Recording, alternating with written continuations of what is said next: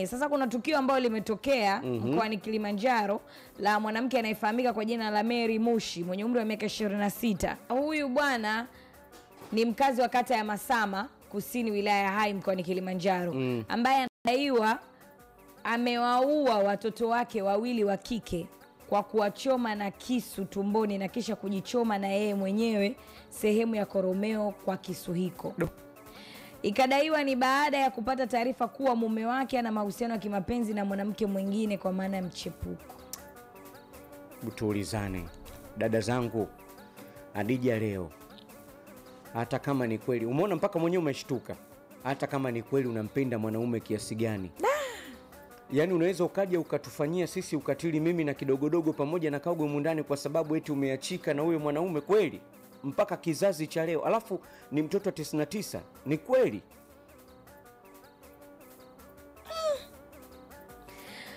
Najiuliza, watoto sawa, anaweza kawa anaona kwamba kwa sababu haya ni matunda ya wao wawili, lakini watoto wanahusika nini? Wanahusika kitu gani? Ndio unashangaa, kwa sababu kizazi ambacho nakijua amechelewa sana, au labda kuna jambo jingine limemvaa, kwa sababu Adija, sasa hivi mimi ninachokiona, umeona kwa mfano nipo na waifu nyumbani, nikigombana naye mimi, yeye anawachukua mpaka watoto wa kwangu mimi ambao umetoka kwa mtu mwingine. Ushanifahamu vizuri? Yani manake yeye anaona ni watoto wake.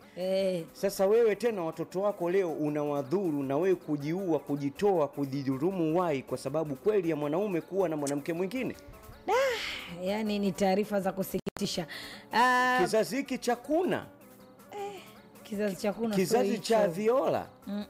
Hapana.